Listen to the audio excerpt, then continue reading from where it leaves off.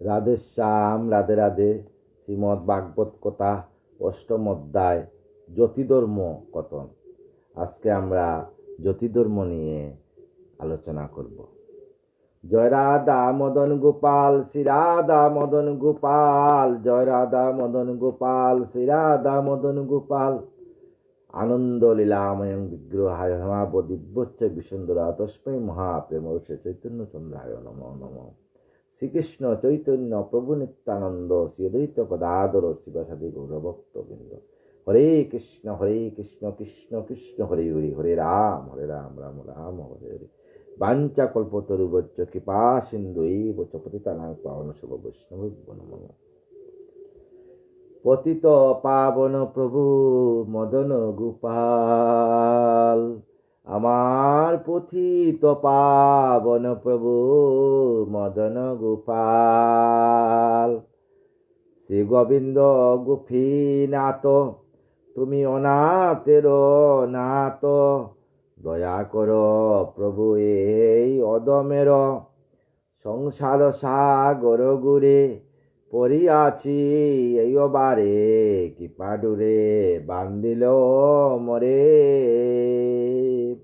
আমার পথিত পাবন প্রভু মদন গোপাল, শ্রী গোবিন্দ গোপীনাথ, তুমি অনাথের নাথ, দয়া কর প্রভু এই অদমরে। সংসার সাগর গুরে পড়িয়াছি এইবারে, কৃপা ডুরে বান্ধিল মোরে। অদম চণ্ডাল আমি, দয়ার ঠাকুর তুমি, শুনিয়াছি আমি বৈষ্ণবের মুখে। এই বড় বড় সামনে লইয়া পেল বৃন্দাবনে। এই বড় বড় সামনে আমায় লইয়া পেল বৃন্দাবনে। বংশী বট যেন দেখি সুখে, অদম চণ্ডাল আমি, দয়ার ঠাকুর তুমি, শুনিয়াছি বৈষ্ণবের মুখে। আমার মদন গোপাল এই বড় বড় সামনে লইয়া পেল বৃন্দাবনে। আমার এই বড় বড় সামনে লইয়া পেল বৃন্দাবনে। বংশী বট যেন দেখি সুখে, পতিত পাবন প্রভু মদন গোপাল। অনেক দিনের আশা, অনেক দিনের আশা, নয় যেন নৈরাশ। দয়া করো না করো মায়া, কৃপা করি আগু সারি লো মোরে কেশ ধরি। কৃপা করি আগু সারি লো মোরে কেশ ধরি। শ্রী যমুনা দেও পদ ছায়া, অনেক দিনের আশা, নয় যেন নৈরাশ। আমার অনেক দিনের আশা, নয় যেন নৈরাশ। দয়া করো না করো মায়া, পতিত পাবন প্রভু মদন গোপাল। অনিত্য এ দেহ ধরি, অনিত্য এ দেহ ধরি, আপন আপন করি। পাছে পাছে সমনের বই প্রভু গো পাছে পাছে সমনের বয় নরোত্তম দাস বনে প্রাণ কান্দে রাত্রি দিনে পায়ে ব্রজ প্রাচে বজ প্রাপ্তি নাই হর পতিত পাবন প্রভু মদন গোপাল পতিত পাবন প্রভু মদন গোপাল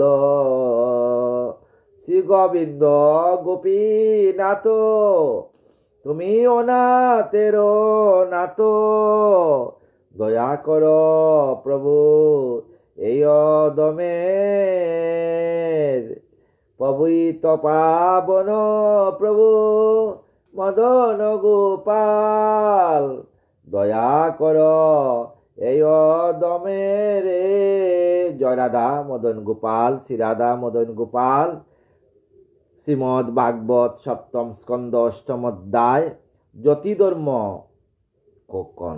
আজকে আমরা জ্যোতিধর্ম নিয়ে আলোচনা করব। দেবর্ষি নারদ বলে যুধিষ্ঠিরের প্রতি প্রব্রজ্য আশ্রমের কথা বলিব সম্পত্তি প্রব্রজ্য আশ্রম কথা বলিব। গ্রামেতে প্রবেশ করি দিনেকেরও বেশি রাত্রিবাস না করিবে হইবে উদাসী।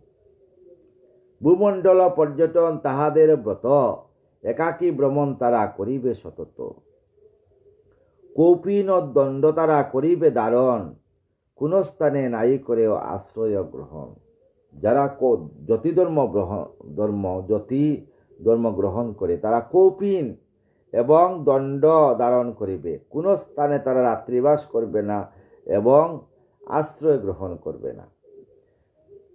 আত্মানন্দ উপভোগী শান্তস্থির মনে সর্বভূতে সমদর্জি বজে সমভাগ ভগবানে। সর্বভূতে গাছপালা নদী নালা পশু পক্ষী মানুষ সর্বভূতে সমদর্শী ভাবে তারা ভাবতে হবে। যারা জ্যোতিধর্ম, যারা বৈরাগ্য পরম বৈরাগ্য, এদের মনে কোনো অহংকার থাকবে না। এরা এক বেলা যদি এক মুষ্ট ভিক্ষা করে আনে, আড়াই গড় ভিক্ষা করে আনতে হয়, যা আনবে গোবিন্দ সেবা দিবে। যদি না পায় এরা এইভাবে নাম করে থাকবে। এটা হলো জ্যোতিধর্ম। আর সর্বধর্মে সর্বভূতে সমানভাবে দেখতে হবে, সমদয়া। কার্য কারণচ্যুত হেরিব জগতে অবস্থিত তারে দেখে অব্যয় ব্রহ্মতে। নিদ্রার প্রকাশ্য লোকে আত্মা আপনার স্বরূপ হইবে জ্ঞান জ্যোতিগুণাদার। বন্দর মুখ্য দুই হইবে মিলন আপনাতে ব্রহ্ম সেই করিবে দর্শন। তার বন্ধন মুক্ত হবে এবং আপনাতে সে সেই ব্রহ্মকে দর্শন করবে। মৃত্যুই নিশ্চিন্ত হয় মানব জাতির, নিশ্চিন্ত জীবন নিশ্চিন্ত রয়ে জানিবে সুধীর। এই যে মানব ধর্ম, এই মানব ধর্মতে জন্মমাত্রেই জন্মমাত্রেই মৃত্যু নিশ্চিন্ত। আসলে ববে যেতে হবে, ববে আসা যাওয়া যে যন্ত্রণা জানলে ববে আর আসতাম না গো প্রভু। এই যে ববের আসা যাওয়ায় বিশাল বড় যন্ত্রণা। ববে আসলেই তার যেতে হবে, কিন্তু স্থির ববে কেউ থাকতে নাই পৃথিবীতে। কিসের অত অহংকার? চিরদিন কি থাকবেন? কেউ থাকবে না। এত ভাবি কোনো কিছু কামনা না করি প্রতীক্ষা থাকিবেন কালেরও গোচরী। এরা জ্যোতিধর্ম যারা, তারা কালের গোচরী প্রতীক্ষা থাকবেন যে কখন সময় আসবে আর কখন রাধারানীর ডাক আসবে, আমাদেরকে যেতে হবে। যে শাস্ত্র পাঠাতে নাই জন্মে ব্রহ্ম জ্ঞান, তাহা নাই পাঠ প্রভু করে মতিমান। যে শাস্ত্র পাঠ করলে যদি ব্রহ্ম জ্ঞান না জন্মে, তারা এই শাস্ত্র পাঠ করতে পারবেন না। জীবিকা নির্বারণ হয়ে শাস্ত্র ব্যবসায় বিতা তর্ক পুণ্যশাস্ত্র কবু না পড়িবে। বিতা তর্ক, কেউ যদি বিতা তর্ক করে, সেখান থেকে যারা সাধু সত্যিকারে যারা ভক্ত, তারা বিতা ধর্ম গুরু নিন্দা শুনতে পারবে না। সঙ্গে সঙ্গে সেই ত্যাগ করতে হবে সেই জায়গা। পক্ষপাত শূন্য হবে, নাই প্রলোভন। পক্ষপাত শূন্য আর প্রলোভন, নাহি প্রলোভন। কর্তব্য তাহার নয় মঠ সংস্থাপন। তার কোনো কর্তব্য নাই, তার খালি মঠ সংস্থাপন করতে হবে। সর্বভূতে সমদর্জি সেই যদি হয়, শ্রী পরমংশ তারে সর্বজনে কয়। যখন সর্বভূতে সমদর্শী হবে তখন তাকে অহিংসা পরায়ণ হবে। জাতি ধর্ম নির্বিশেষে অহিংসা পরায়ণ হবে, তখন তাকে বলা হয় জ্যোতি। তখন তাকে জ্যোতি ধর্ম পরমংশ উপাধি দেওয়া হয়। আশ্রমের চিহ্ন সেই করিবে ধারণ, সতত করিবে শুধু আত্মা অন্বেষণ। আশ্রমের চিহ্ন, কেউ হলুদ বস্ত্র পরবে, কেউ সাদা বস্ত্র পরবে, কেউ গৌরিক বস্ত্র পরবে। আর সব সময় আত্মার অন্বেষণ, যে আত্মাইকে সেবা দেওয়া এদের পরম ধর্ম থাকবে। দেখায় উন্মত্ত পায় হয়ে বুদ্ধিমান, সুপণ্ডিত হয়ে চলে মূর্খেরও সমান। দেখায় উন্মত্ত পায় হয়ে বুদ্ধিমান, আর সুপণ্ডিত হয়ে চলে মূর্খেরও সমান। অজগর ব্রতধারী একটি ব্রাহ্মণ, প্রহ্লাদ সহিত সেই কহিল বচন। এই বিষয়ে শুনো রাজা আপনও আখ্যান, জ্যোতি ব্যবহার তাই রহে বিদ্যমান। একদা প্রহ্লাদ করে বিশ্ব পর্যটন, দক্ষিণ ভারত ক্রমে করে গমন। একদা প্রহ্লাদ বিশ্ব পর্যটন করে দক্ষিণ ভারতে গমন করছিল। কাবেরী নদীর তীরে মুনি একজন, সেইখানে কাবেরী নদীর তীরে একজন মুনিকে দেখতে পেয়েছে, দুলি দূষরিত হয়ে করিছে শয়ন। সেই মুনি দুলি দূষরিত কাবেরী নদীর যে দুলা আছে, সেই দুলার মধ্যে পড়ে শয়ন করছে। কাবেরী নদীর তীরে মুনি একজন দুলি দূষরিত হয়ে করিছে শয়ন। দুলা মাখিয়ে সেখানে এসে শয়ন করছে। কেউ নাই চিনে তারে কোনো ব্যবহারে, আমি প্রহ্লাদ তবে জিজ্ঞাসিল তারে। সেই কাবেরী নদীর তীরে প্রহ্লাদ গিয়ে জিজ্ঞাসা করলেন, কেউ তাকে চিনে না, সে কে, কোথা থেকে আসছে। কিন্তু প্রণামী প্রহ্লাদকে তাকে প্রণাম করে জিজ্ঞাসিলেন তারে। যেজন চেষ্টাহীন বুগ সুখে রয়, তারাই তোমার মতো স্থূলদেহ হয়। যারা কি করবে, বুক সুখে থাকবে, তারা স্থূলদেহ, তারাই তোমার মতো স্থূলদেহ হয়। কার্যদক্ষ মিষ্টভাষী হ মহাশয়, তবে কেন চেষ্টা নাই কোন বিষয়। প্রহ্লাদের বাক্য শুনি তুষ্ট সাতিশয়, প্রত্যুত্তরে কহিলেন নিমুক্ত বিষয়। প্রহ্লাদের বাক্য শুনি উনি উত্তর দিলেন, শুনেছি তোমার রাজা প্রশংসা বিষয়, শুনেছি তোমার অনেক প্রশংসা। আমি প্রহ্লাদ তোমার অনেক প্রশংসা শুনেছি। রাজা মধ্যে তুমি শ্রেষ্ঠ, দুগ্ধ মধ্যে স্বর। রাজার মধ্যে তুমি শ্রেষ্ঠ, আর দুধ যখন জাল দিবেন, দুধের মধ্যে যে স্বর হবে, সেই স্বর হইল সবচেয়ে শ্রেষ্ঠ। কারণ সেই স্বর থেকে ওই গীত তৈরি হয়, আর সেই গীত দিয়ে আমরা প্রদীপ জ্বালিয়ে মঙ্গল আরতি করি আমার প্রাণবন্ধু গোবিন্দের। সূর্য যথা দূর করে গুর অন্ধকার, হরিকথা অজ্ঞানতা তথা দূর করে। সূর্য গুর অন্ধকার দূর করে, আর হরিকথা এমনই কথা, হরিকথা শুনলে আমাদের ববের যে গুর অন্ধকার, সেই গুর অন্ধকার দূর হয়ে যায়। আত্মশুদ্ধি ইচ্ছা যার উচিত তাহার, তব সঙ্গে আলাপন বলিব কি আর। তাই প্রহ্লাদকে বললেন, তোমার সঙ্গে কি আলাপ করব, তোমার তো আত্মাই শুদ্ধ। যথাসাধ্য দিব তব প্রশ্নেরও উত্তর, এক্ষণে শ্রবণে করো তুমি দৈত্যস্বর। তুমি শ্রবণ করো, তুমি যা প্রশ্ন করবে আমি উত্তর দিব। বিষয় তৃষ্ণার পূর্বে করিনু ভ্রমণ, কত শত জন্ম তার না হয়ে গগন। আমি বিষয় তৃষ্ণায় কত শত জন্মবন করছি। আমি কর্মফলে নরজন্ম লবিনু দলায়, আমরা কর্মফলে আসিয়া নরজন্ম মানুষ রূপে জন্মগ্রহণ করি। এই জন্ম স্বর্গ মুক্তি লাভের উপায়, এই জন্ম আমাদের স্বর্গ আর মুক্তির উপায়। শেষ হইল মনুষ্য জন্ম। করিবারে তব সুখ দুঃখ নিবারণ, কত কর্ম করে নরে নাহিক গগন। তোমার সুখে দুঃখ নিবারণের জন্য কত কিছু করে নরে করে, ফল তার বিপরীত তবু কিন্তু হয়। এ কারণে কর্ম ত্যাগ করি মহাশয়। এই কারণে আমি কর্ম ত্যাগ করছি। যে কর্ম করিলে বিপরীত হয়, তাই সে কর্ম আমি আর করবো না। সমস্ত কর্ম ত্যাগ করিয়া আমি দুলার মধ্যে এখন জীবন যাপন করি, কাবেরী নদীর দোলায়। পূর্ব কর্ম ফল শুধু উপভোগ করি, আত্মভিন্ন নাই কিছু দেখি যে বিচারি। আমি পূর্ব কর্মফল উপভোগ করিয়া আত্মাভিন্ন কিছু নাই তা দেখলাম বিচার করিয়ে। মৃগতৃষ্ণা বত অজ্ঞ জলপতি দায়, পুরুষার্থে খুঁজে তো তা অজ্ঞানীর পায়। দেহাধীন কর্ম অনুষ্ঠান, বিফলে যাইব সদা না জানে অজ্ঞান।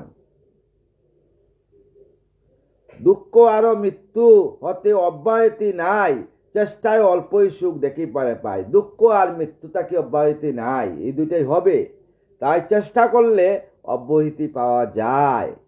ধনবান বিতসদা নিদ্রা নাই হয়, সর্বত্র সকল দ্রব্য জন্মে তার ভয়। ধনবান বিত, যারা ধনে বেশি ধন হয়ে যায়, টাকায় টাকা কুমির হয়ে যায়, তারা নিদ্রা কম হয়। চিন্তা থাকে আমার ধন যদি ক্ষয় হয়ে যায়, সর্বত্র সকল দ্রব্য জন্মে তার ভয়। সকল দ্রব্যতে তার ভয় হয়। ধন প্রাণ হয় যত অনর্থের মূল, পণ্ডিতেরা তেজে তাই এই দুই কুল। তাই পণ্ডিতেরা এই দুই কুল ত্যাগ করিয়ে দেয়, যারা পণ্ডিত। মধুকর অজগর উপদেশ স্থল, তা হতে বৈরাগ্য তুষ্টি শিখুনু সকল। মধুকর মধু জবে করে যে হরণ, সেই হেতু কামনারে দেই বিসর্জন। তাই সেই হেতু আমি কামনাকে বিসর্জন দিয়েছি, সেই হেতু কামনারে দেই বিসর্জন। চেষ্টা নাই করি কোনো দ্রব্যের কারণ, স্বেচ্ছাগত দ্রব্য করি জীবন ধারণ। যা পাই স্বেচ্ছাগত তাই আমি জীবন ধারণ করি। নিজ হস্তে উপস্থিত নাই যদি হয়, অজগর বতধৈর্য করি সুনিশ্চয়। নিজ হস্তে যদি কিছু পারি না, তখন অজগরে যখন হা করিয়া তাকে, আমিও তাকাইয়া তাকে, কোনো একজন ভক্ত আসবে আমাকে কিছু প্রসাদ দিবে, আমি সেবা করব, আর কাবেরী নদীর জল পান করে আমি জীবন ধারণ করব। রাধাশ্যাম। যখন যে রূপ জুটে সেই রূপ কাই, মনেতে সন্তোষ মোর তাকে সর্বত্যাই। যখন যেভাবে যা জুটে তাই সেবা করি, মনেতে আমি সন্তুষ্ট, আমি ঈশ্বরের কাছে সন্তুষ্ট। পট্টবস্ত্র মৃগচর্ম কঙ্কল বক্কল ককন, পালঙ্কে তিনেতে কবু বস্মেতে শয়ন। সবকিছু ত্যাগ করি আমি বস্মর মধ্যে শয়ন করি। অলঙ্কার দরিদে রত আহরণ, কখনো ভ্রমণ করি বনে উপবন। আমি বনে উপবন পদব্রজে ভ্রমণ করি। গ্রহতুল্য দিগম্বর হইয়া কখন, বনে উপবনে আমি করি পর্যটন। কবু নিন্দা নাহি করি অপকারী জনে, প্রার্থনা সবের স্থিত হরি সম্বোদানে। আমি কারো গাছে যারা যদি কোনো সময় কারো অপকার হয় না, উপকারী করে না, সব সময় গোবিন্দর কাছে প্রার্থনা করি। সে যদি ভালো তাকে গোবিন্দ, তাই আমিও ভালো। যতই শত্রু হোক না কেন, কোনো সময় শত্রুর অপকার ভাবতে নেই। রাধারানীর কাছে প্রার্থনা করতে হয়, হে রাধারানী তুমি তার সদ্বুদ্ধি দান করো। দৈত্যেশ্বর যেই রূপে আমারও জীবন অবস্থিতি তথা যদি করে মুনিগণ। আমার যে জীবন তা যদি অবস্থিতি তথা যদি করে মুনিগণ। পরিত্যাগ করিবেন সর্ববেদ জ্ঞান, আত্মানন্দ বুগ শুধু করে মতিমান। ঈশ্বরে সারূপ্য লাভ যেই জন করে, তথাপনা বলিতা অন্যেরও গোচরে। আমারও চরিত্র হয় অতি গোপনীয়, শাস্ত্রের সম্মত কিংবা নহে লোকপ্রিয়। আমি শাস্ত্র মতে চলি, আমার লোকের প্রিয়তা দরকার নেই। দেখবেন লোকর নিন্দন পুষ্পচন্দন। আপনাকে যদি লোকে নিন্দা করে, নিন্দা করা ভালো, তাতে রাগ করবেন না। আপনার যা সমস্ত পাপ সে গ্রহণ করবে, আর আপনি রাধারানীর যুগল চরণে স্থান পাবেন। এই জন্য লোকের নিন্দন পুষ্প চন্দন বলছে। মহাবাগ কথা সবু আমারও চরিত্র কথা অতি গোপনীয়, শাস্ত্রের সম্মত কিবা নহে লোকপ্রিয়। মহাভাগবত কথা সুবোধ রচিত, আশ্রম ধর্মের নীতি যাহে প্রচারিত। আমি নবম অধ্যায় নিয়ে আসছি আশ্রম বা গৃহস্থ ধর্ম আর সদাচার। কিভাবে আমরা গৃহস্থ ধর্ম আর সদাচার নিয়ে আলোচনা করব। নবম অধ্যায় গৃহস্থ ধর্ম এবং সদাচার। যুধিষ্ঠির বলে, মুনি আমারও বচন, ক্রিয়াসক্ত ব্যক্তি মুখ্য লবিবে কখন। সে কথা বলুন প্রভু আমারও গোচরে, এত শুনি মুনিবর বলে যুধিষ্ঠিরে। এই কথা শুনিয়া নারদ মুনি যুধিষ্ঠিরকে বললেন, সর্বকর্ম ফল কৃষ্ণ করিয়া অর্পণ, সর্বদা করিবে কার্য গৃহবাসী জন। বলি না, সর্বকর্ম ফল গোবিন্দর গাছে অর্পণ করে দেবেন। ঘুম থেকে উঠবে বলবেন, বিছনাতে থেকে বলবেন, হে প্রভু, সূর্য উদয় হয়েছে, তুমি জাগরিত হয়েছ, হে সূর্য নারায়ণ, এ অনাদিরাদি গোবিন্দ, আমি আজকে নিদ্রা জাগরণেতে আমি যে কাজ করতেছি সব কিছু তুমি থাকবে উপস্থিত। এই সংকল্প করা মানে গোবিন্দ উপস্থিত থাকবেন আর গোবিন্দময় হইয়া আপনি সমাজের কাজ করবেন। এটাই হইল সবচেয়ে বড় গৃহস্থ ধর্ম।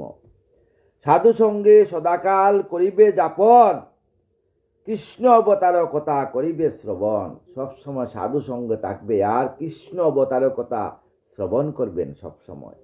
দেহপত্নী পুত্রে প্রতি তাহারও তখন না থাকে আসক্তি কোনো সুনমহাজন। তখন তার দেহ বা পতি পুত্রের মধ্যে কোনো আসক্তি থাকে না। বাহিরে বিষয় সুখে দেখাবে আসক্তি, অন্তরতে তার প্রতি রাখিবে বিরক্তি। বাইরে দেখাইতে হবে আমার স্ত্রী আমার পুত্র, কিন্তু অন্তরে বিরক্তি ভাব থাকতে হবে। এটাই হইল গৃহস্থ ধর্ম। আদেশ করেন যাহা শোনো যত গুরুজন, অনাসক্ত চিত্তে চাতা করিবে পালন। পিতা মাতা গুরুজনে যে আদেশ করবে সেটা মস্তকে তুলিয়া নেবেন। এটা হইল গৃহস্থ ধর্ম। একটা জ্যেষ্ঠ বা তার কর্তব্য কি? বড় ভাইয়ের কর্তব্য কি? ছোট ভাইকে সন্তান তুল্য মনে করা। যে জ্যেষ্ঠ ভ্রাতা ছোট ভাইকে সন্তান তুল্য পালন করে, তাকে কৃপা দান করে, সমাজের সমস্ত কিছু ত্যাগ করিয়া, সমাজের আমাদের আত্মীয় স্বজন, যদি জ্যেষ্ঠ ভাই কোটিপতি হয় আর ছোট ভাই যদি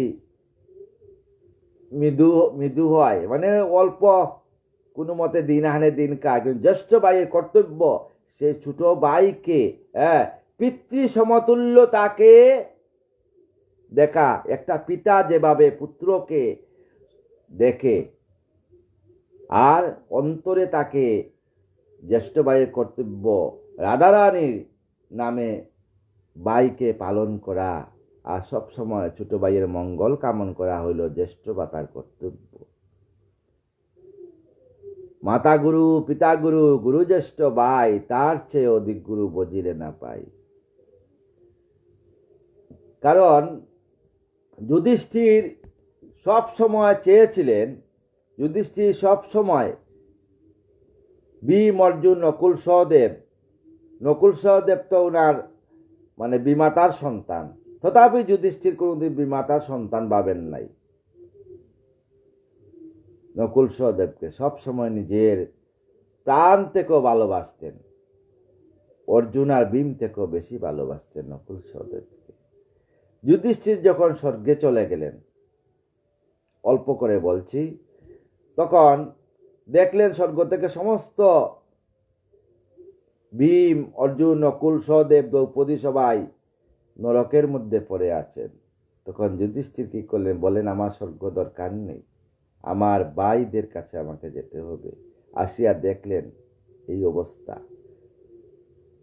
তাই ধর্মরাজ যুধিষ্ঠিরকে বললেন যে আপনি সত্যিই যুধিষ্ঠির, নরক থেকে ভাইদেরকে আবার নিয়ে গেলেন, স্বর্গের সিংহাসনে পেয়ে নিয়ে গেলেন।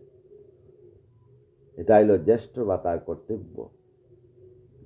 সকল প্রকার দর করিয়া রক্ষণ, গৃহকার্য যাবতীয় করিবে সাধন। সকল প্রকার দন রক্ষণ করিয়া গৃহ যাবতীয় করিবে সাধন, অন্তরে রাধারানীর ভাব নিয়ে। যথা পরিমাণ খাদ্য করিবে গ্রহণ, উচিত নয় কবু অধিক ভোজন। যথা পরিমাণ সেই ভোজন করবে, উচিত কিছু ভোজন করা নেই, গৃহস্থ ধর্ম। মৃগৌষ্ট সর্পপক্ষী গর্বাদি জীবে, দেখিবে তাদের সব স্ত্রীয় পুত্র ভাবে। কিবা কি বলছে?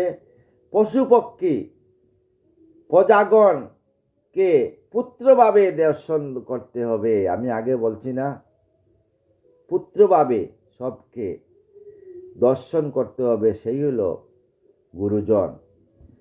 ভোগ হেতু কষ্ট নাই করে উপার্জন, দৈবক্রমে যা পাবে করিবে গ্রহণ।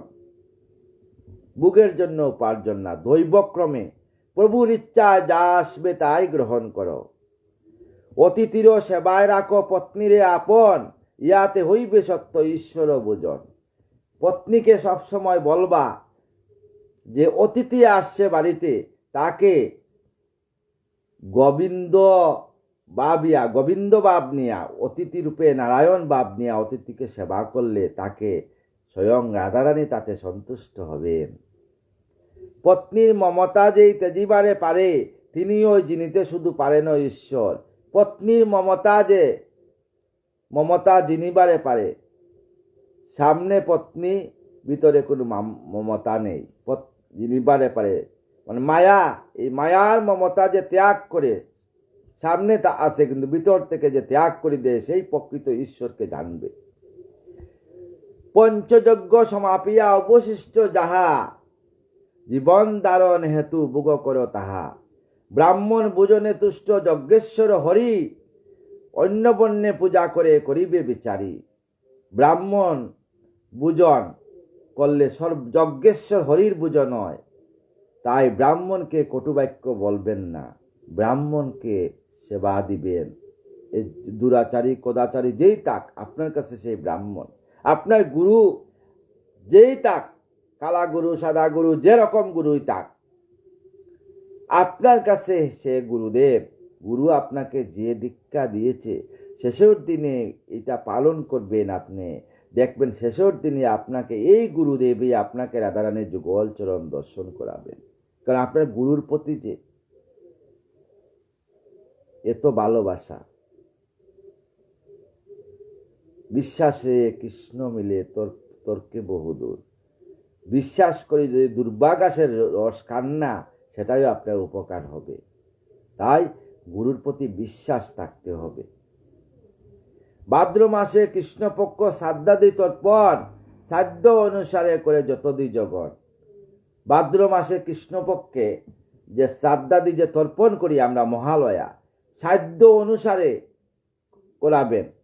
পিতৃদেবকে, পিতৃদেবতাকে, পিতা পিতামহ, পিতামহী প্রপিতামহী, মাতা মাতামহ সবাইকে তর্পণ করবেন।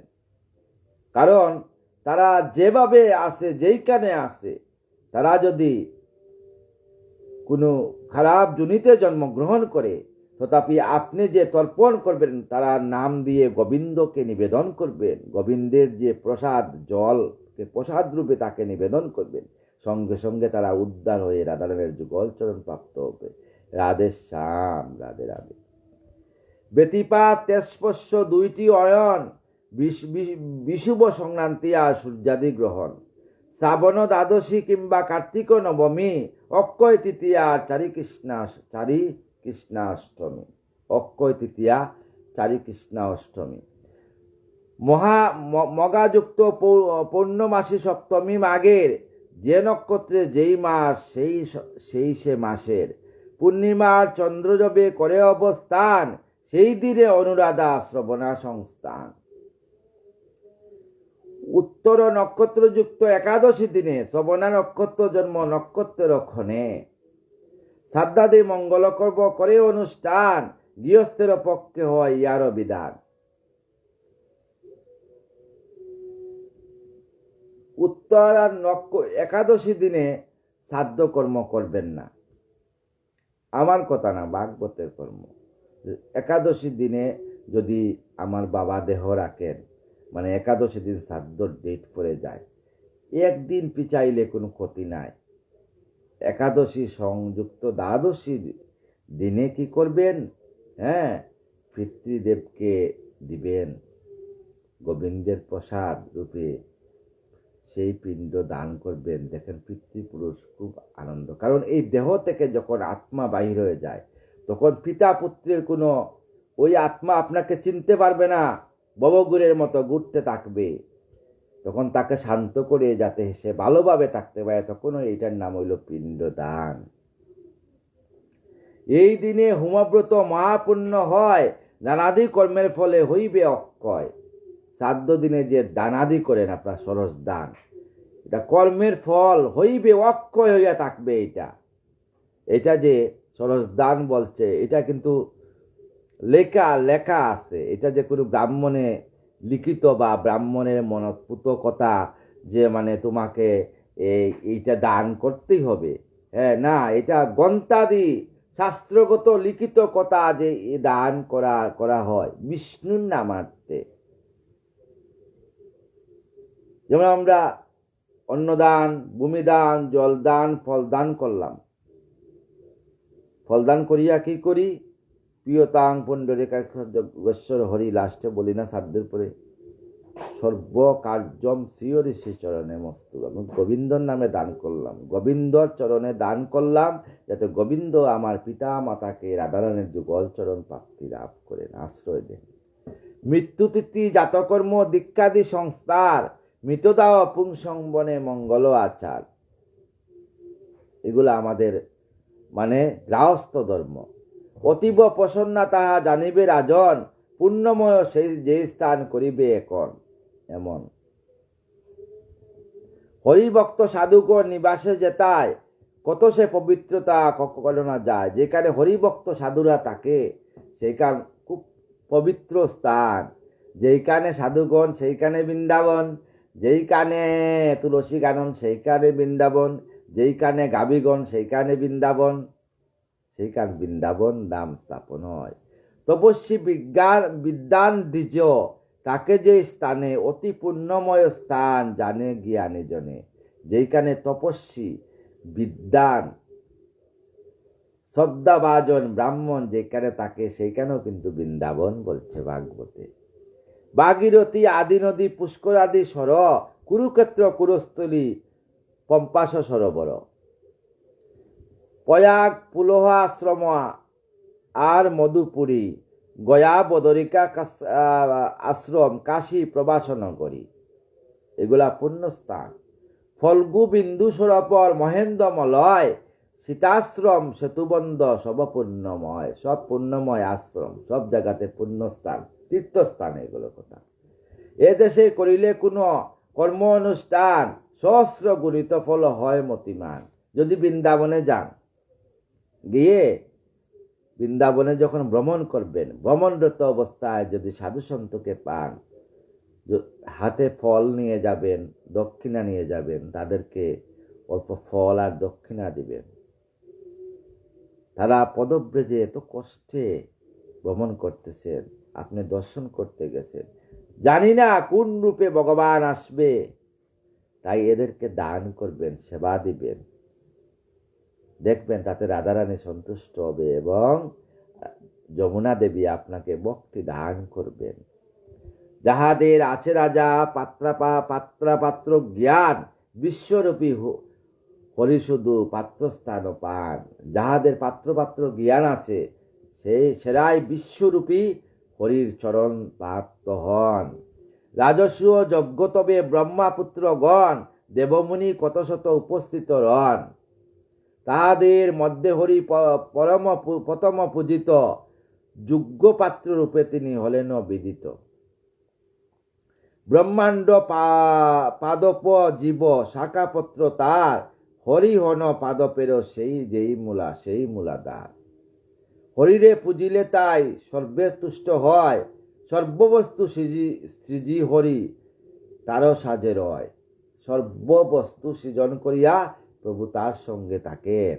পুরুষ নামেতে তাই হরি হয় জ্ঞান, সমস্ত জীবেতে তার অংশ বিদ্যমান, সমস্ত জীবের মধ্যে আমার অনাদি আদি গোবিন্দেরও অংশ বিদ্যমান থাকে। মনুষ্যের অধিক অংশ শুননর রায়, 12 যার জ্ঞান বেশি শ্রেষ্ঠ জানিবে তাহার। তপস্যার্য করি দ্বিজ বেদপাঠ করে, সুপাত্র বলিয়া তিনি জ্ঞাত চরাচরে। যারা জ্ঞানী ব্যক্তি তারা কোনো তর্ক করে না, কুতর্ক করে না, যে আমি এই জানি হেই জানি, এইটা করতে হবে, এইটা করতে করতে লাগে না। এরা সব সময় চুপচাপ থাকে। যদি তাদের কাছে যান তখন তারা বলবে, তারা কোনো সময় জোর করে বলবে না আপনার এইটা করো, এইটা করো, এইটা করলে ওইটা করো, হবে না। পরম দেবতা দ্বিজ জানিবে সদাই, নিরত বিভিন্ন ধর্ম কর্মে দোষ কিছু নাই। সাধুরা হইল পরম দেবতা, গুরু পরম দেবতা, তাই নিরত বিভিন্ন কর্মে দোষ নাই। পরকালে যেই জন সুখ ইচ্ছা করে, সেই জন যেন দান করে জ্ঞানী ব্রাহ্মণে। যদি পরকালের জন্য যদি ভালো ইচ্ছা চাও তো জ্ঞানী ব্রাহ্মণকে দান করবা। পিতৃকর্ম করাইবে ব্রাহ্মণ ভোজন, পিতার শ্রাদ্ধ দিনে ব্রাহ্মণকে ভোজন করাবে। 3 অধিক কিন্তু নয় কদাচন। 3 বা 3 অধিক, 3 ব্রাহ্মণকে বলছে 3 অধিক কিন্তু নয় কদাচন। 3 সেবা করাইতে হয় পিতৃপুরুষের শ্রাদ্ধ দিনে। শ্রাদ্ধ কর্মে বহুবে কিংবা আয়োজন, উচিত নহে কবু জানিবে রাজন। শ্রাদ্ধ দিনে বহু ব্যয় কিংবা বেশি আয়োজন করিয়া করবেন না। যা পিতৃপুরুষের উদ্দেশ্যে দান করবেন সেটাই আয়োজন। কারণ থাকতে দিলেন না শীতল পাটি, মল্লে দিলে চাটিয়ার পাটি, হবে না। মা বাবাকে থাকতে যদি ভালোভাবে সেবা করাও, কারণ মা বাবার দেহ ছেড়িয়ে যখন মা বাবা চলে যায়, তখন আর এই লোক দেখানোর জন্য আয়োজন করিয়া কোনো লাভ নেই। লাভ আছে? লাভ নেই। কারণ যে দেবতা সে তো তোমার ঘর থেকে চলে গেছে, তাই সে চলে যাওয়ার পরে সে তো আর চৌকে দেখলো না। আর তার আত্মার ভিত্তে যে গোবিন্দ, সেই গোবিন্দ থেকে আপনি আশীর্বাদ পেলেন না। শৃঙ্খলা অভাব তাই ঘটিবে নিশ্চিত, শ্রদ্ধা সহ যোগ্য পাত্রের দান যে উচিত। যজ্ঞ পাত্রে শ্রদ্ধার সহিত দান করবে। দেবঋষি পিতৃ আত্মা আত্মীয় সকলে, ভাবিবে ঈশ্বরবত দান ভোগকালে। দেবঋষি, দেবতা, ঋষি সবার আত্মা আত্মীয় সকলে ভাবিবে ঈশ্বরবত দানভোগ কালে। যখন দান করবে তখন তাদেরকে ঈশ্বর ভাবিয়া তাকে দান করবে। কেউকে যে বস্ত্র দান করো সেটা ঈশ্বরকে ভাবিয়া, যে আজকে আমার ঘরে ঈশ্বর আসছেন, ঈশ্বরকে আমি একটা বস্ত্র দান করছি, শ্রদ্ধার সহিত দান করবেন। মানুষ দেখাবার জন্য দান করবেন না। তাতে আপনি যদি মানুষ দেখাবার জন্য দান করেন তাহলে সেই দান আপনার গোবিন্দের চরণে গিয়া পৌঁছবে না। শ্রাদ্ধের আমিষ নাই করে ব্যবহার, নিরবাধি শূন্য তুষ্টি হয় সবাকার। কায় মন বাক্য কবু হিংসা না করিবে, অহিংসা পরমদ্রব্য সর্বদা জানিবে। শ্রাদ্ধেতে আমিষ ব্যবহার করা নিষিদ্ধ বলছে কি শ্রাদ্ধতে আমিষও নাই করে ব্যবহার, নিরবাধি শস্য তুষ্টি হয় সবাকার। যারা শ্রাদ্ধতে আমিষ ব্যবহার করে না তারা সর্বপুণ্যের প্রাপ্তিও। শ্রাদ্ধতে আমিষ ব্যবহার করতে নেই। হিংসক জনেরে দেখি যত প্রাণীগণ, উদ্বিগ্ন চিত্তের কাল করে যাপন। বিধর্ম উপমা চল পরধর্ম আর, আবাস 5টি শাখা অধর্মেরও দ্বার। বিধর্ম তাহাই যায় সধর্মেরও হানি, অপরের ধর্ম যা পরধর্ম জানি। স্বধর্মে নিদলংস পরধর্ম ভয়াবহ। সর্বধর্মকে সমানভাবে তুমি দেখবা, কিন্তু তুমি যে ধর্মতে আছো সেই ধর্মকে তুমি পালন করবা। অপর ধর্মকে তুমি শ্রদ্ধার সহিত দেখবা, তাকে নিন্দা করবা না। এটা ভাগবতে বলছে। প্রচলিত অর্থ তেজি অন্য অর্থ ধরে, ধর্মের স্বরূপ রাজা ছল বলি তারে।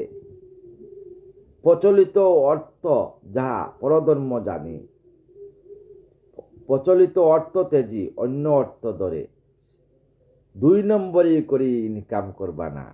ধর্মের স্বরূপ রাজা ছল বলি তারে। ছল করে কারো টাকা পয়সা নেওয়া উচিত না। পাষণ্ড দাম্ভিক লোকে ধর্ম যেই করে, উপমা নামেতে তার হয় পরিচয়। পাষণ্ড দাম্ভিক পাষণ্ড দামি মানে কি, আমি কোটিপতি, এই অহংকার যার, সে যদি ধর্ম করে, হ্যাঁ, তাকে বলছে উপমা নামেতে তার হয় পরিচয়, তার কোনো নেই। স্বেচ্ছায় আশ্রম ধর্ম পরিত্যাগ করি, অন্য ধর্ম করে নাম আবাস তাহারি। স্বভাব অনুসারে ধর্ম সদাসৃষ্ট হয়, যার স্বভাব যা ধর্ম তাই রয়। যার স্বভাব যা তাই ধর্ম। সংসার নির্বাহ কিংবা ধর্ম ক্রিয়া চলে, ধনার্জন না করিবে কেহ কোনো কালে। ধর্ম ক্রিয়া চলে, ধর্ম করতে গিয়া ধর্ম ক্রিয়া চলে। আমি এই যে বাড়িতে এই ধর্ম করব, আমি এইখানে উৎসব অনুষ্ঠানে করব, করিয়া ধর্ম ক্রিয়া চলে মানুষের কাছ থেকে টাকা নিয়ে সংসার পালন করবেন না, তাতে আপনি আরো নরকে চলে যাবেন, যতই সাধু হন আপনাকে। হ্যাঁ, আপনি আজকে উৎসব অনুষ্ঠান করছেন, করার পর আপনার কিছু টাকা সঞ্চয় হইয়া গেছে, এটা ভালো কাজে ব্যবহার করবে। হয় অনেক সময় সঞ্চয়, অনেক সময় নিজের পকেটটাকে চলে যায়। তাই বলছে ধর্ম করতে গিয়া, আজকে কেন ভাগবত করতে যান, সেইখানে আপনি ভাগবত করতে গেলে আপনার দামি গাড়ি ভাড়া লাগবে, শুনাইবেন, হ্যাঁ আমার এত 1000 টাকা লাগবে, কীর্তনিয়া সঙ্গে আসবে, এদেরও পয়সা দিতে হবে। এইটা হইল আপনার ধর্মের মাধ্যমে টাকা অর্জন করা। এইটা করা নিষিদ্ধ, শাস্ত্রে বলছে।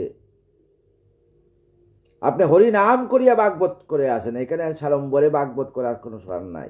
ভক্তরা আছে, আপনি হরিনাম হাততালি দেন না, সবাইকে হরিবল হরিবল বলেন না, বলিয়া ভাগবত করেন না। ভক্তরা যদি আপনাকে সন্তুষ্ট হইয়া ভাগবত কথা শুনিয়া, ভাগবত কথা শুনলে প্রসাদ রূপে দক্ষিণা, আমরা যে ভাগবত হইল গাভী দোহন করা, সেই গাভী দোহন করার পর যে প্রসাদ রূপে কিছু দক্ষিণা দান করতে হয়, সেই দক্ষিণা যদি আপনি পান, পেয়ে আনন্দে চলে আসা, সেই দক্ষিণা যদি রাধারানীর সেবা দেন, তাতে গোবিন্দ বলছেন আমিও আনন্দিত লাভ করি। আত্মানন্দ বুগে যেই হয়ে চেষ্টাহীন, তারও অনুগত সুখ তুলনাবিহীন। যারা আত্মানন্দ বুগে, আত্মার আনন্দ বুগে চেষ্টাহীন, তাকে তার অনুগত হয় তুলনাবিহীন। তারা আত্মার জন্য যারা চেষ্টা করে না, যে আমার বুকের জন্য এটা লাগবে এটা লাগে, এরা হইল সবচেয়ে তুলনাবিহীন। ধনার্জনে করে যেই দেশ পর্যটন, তারও মনে সুখে নাই হয় কদাচন। ধনার্জনে, ধনের জন্য, আজকে আপনি তীর্থযাত্রাতে লোক নিয়ে গেলেন, সে তো জানলো না যে গাড়ি ভাড়া কত, গাড়ি ভাড়া 10 টাকা, আপনি এখানে 50 টাকা নিলেন তার কাছ থেকে, 40 টাকায় আপনি লাভ করলেন। তাতে কিন্তু তার কিন্তু পুণ্য লাভ হয়ে গেল, কিন্তু আপনার পুণ্য লাভ হইল না। মনের সম্মুখ যার রহে বিদ্যমান, সর্বস্থানে সর্বকালে লবে তারও কল্যাণ। এই মনকে যেভাবে ব্যবহার করবেন, সেই দিকেই তোমার কল্যাণ হবে বাবারা। গণ্ডূষ জলেতে করে জীবন ধারণ, অসন্তোষ ইন্দ্রিয়ের চাঞ্চল্য কারণ। তপচর্যা বীর্য কীর্তি বিদ্যা জ্ঞান আর, সকলই বিফল চিত্তে তুষ্টি নাই যার।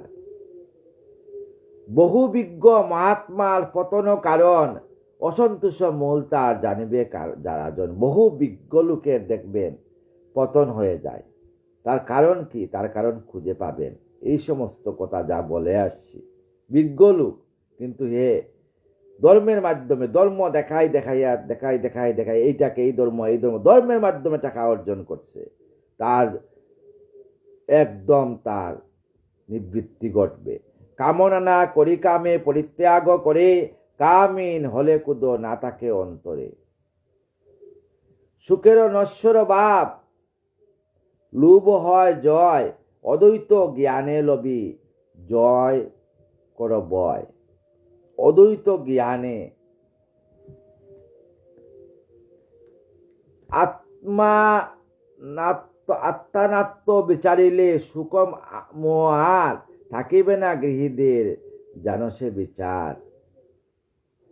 সত্য গুণাশ্রয়ে সেবী দম্ভ দূর করে, যুগাভ্যাসে বিঘ্ন সব মুহিনী হয়ে হর।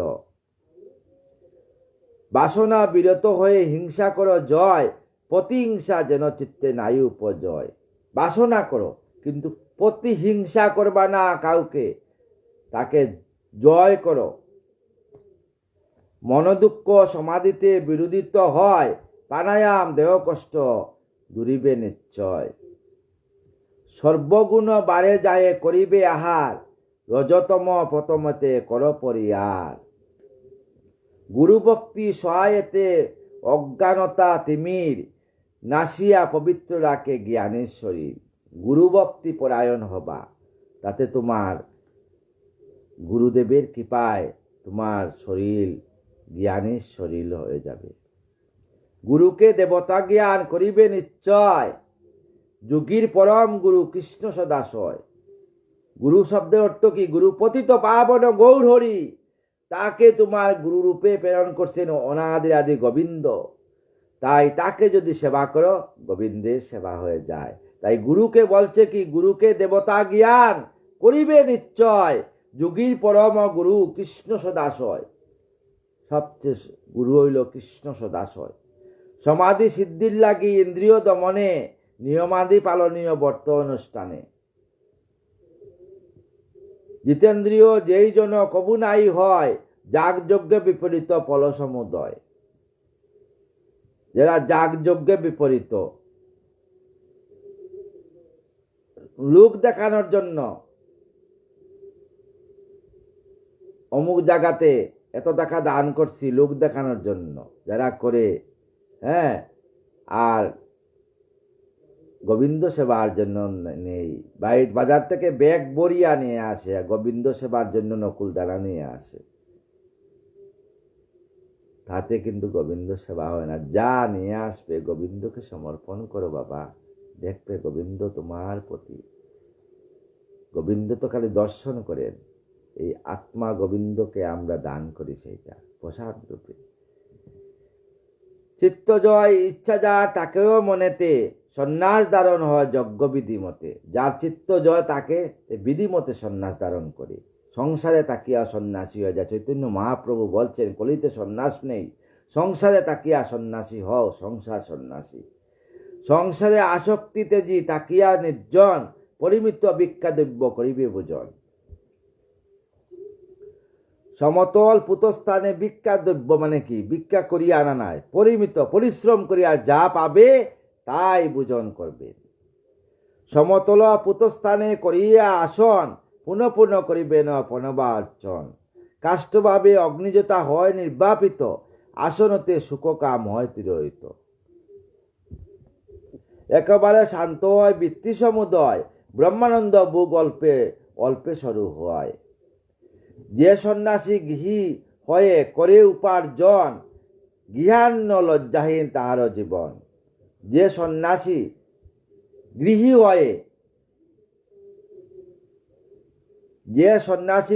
হয়ে, করে উপার্জন, গিন্নার্থ লজ্জাহীন তাহার জীবন। সন্ন্যাসীর মতো সাজিয়া যদি উপার্জন করো, গৃহে থাকো, গৃহের ড্রেস নিয়ে থাকো, সন্ন্যাসের ড্রেস নিয়ে ভিক্ষা করি আনলা, আর আসিয়া দেখবা যে ঘরে আসিয়া আবার শার্টসুট পরিয়া বাবু হয়ে গেছো। তাতে বলছে লজ্জাহীন গিন্নার্থ ব্যক্তি তারা। নশ্বর বলিয়া যেই দেহ করে জ্ঞান, আত্মবলি পুনর্বার করে তার মান। এই দেহকে যারা নশ্বর বলিয়া ভাবে, তারাই বলছে আত্মজ্ঞান। দেহ হয় রথতুল্য, মন বলগা তার, ইন্দ্রিয় রথের অশ্ব সুনগিনাদার। দেহ একটা রথ, যেভাবেই তাকে মন হইল, মনে তাকে দেহকে চালায়। শব্দাদি বিষয় পঞ্চ পথ চলিবার, রথের বন্ধন চিত্ত প্রাণ অক্ষতার। রথের যে অস্ত্র হইল প্রাণ, প্রাণ যদি চলিয়া যায় তাইলে আর রথ আর চলে না। সারথি ইয়ার বুদ্ধি, দুই চক্র তার, ধর্ম অধর্ম নামে কে আততির সংসার।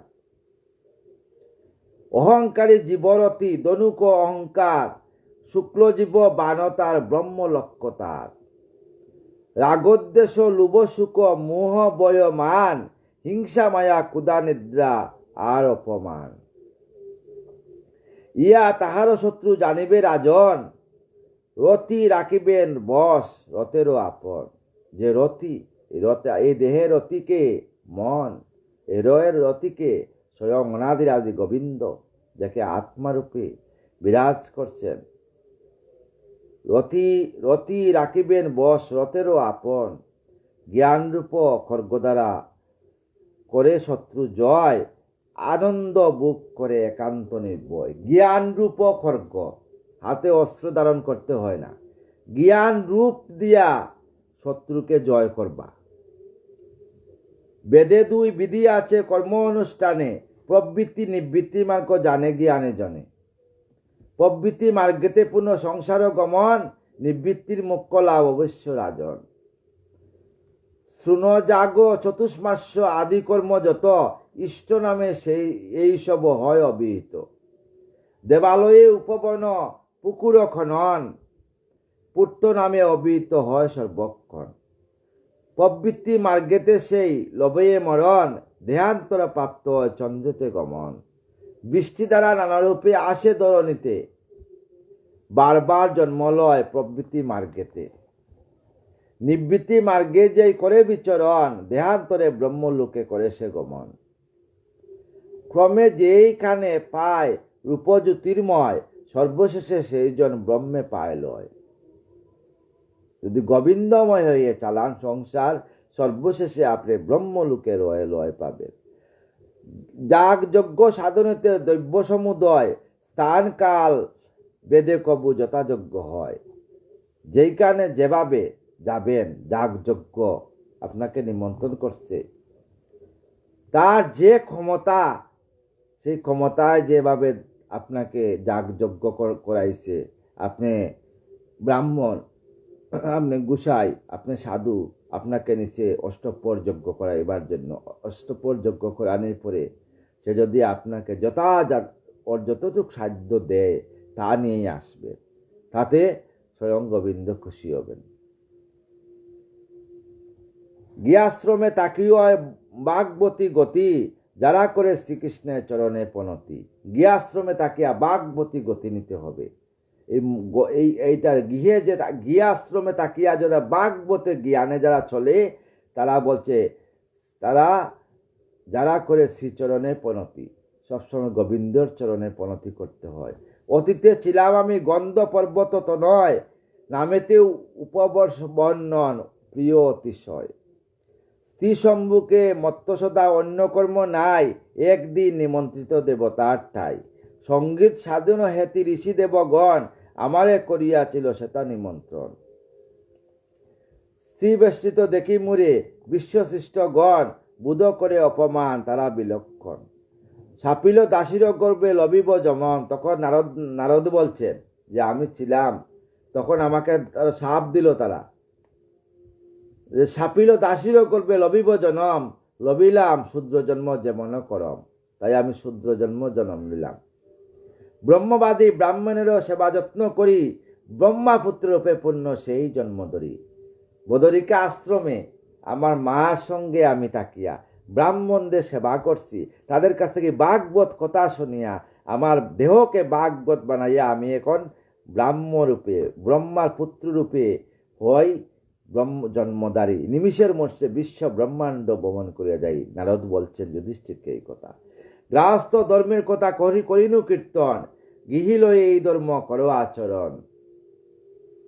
জ্যোতিপতি তুল্যমান পাইবে রাজন, ভাগ্যবান তুমি অতি হে কুন্তি নন্দন। যুধিষ্ঠির বলছে তুমি ভাগ্যবান, তুমি কুন্তি নন্দন, তোমার হৃদয়ে কৃষ্ণভাব নিয়ে তুমি রাজ্য পরিচালনা করছো। তিলুকের পবিত্রকারী যত মুনিগণ, তোমারও গৃহেতে করে শুভ আগমন। যত তিলুকের পবিত্র সমস্ত মুনিরা তোমার গৃহে আগমন করছে, সমস্ত সাধুগুরু চরণধুলি তোমার গৃহেতে পড়ছে। পরম ব্রহ্ম নররূপ করিয়া ধারণ, তোমার গৃহেতে সদা করে নিবে নিরসন।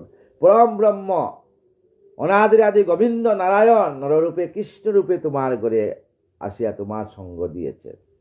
মুক্তিদাতা পরম ব্রহ্ম বন্ধু তব পতি, অবশ্য লভিবে তুমি পরম সঙ্গতি। তাই কৃষ্ণ ভক্ত রূপে বক্তব্যে গোবিন্দকে ভালোবাসিয়া গোবিন্দ ভাগবতের জ্ঞান অনুসারে যদি সংসার ধর্ম পালন করেন, শেষর দিনে রাধারানীর চরণে আপনি স্থান পাবেন।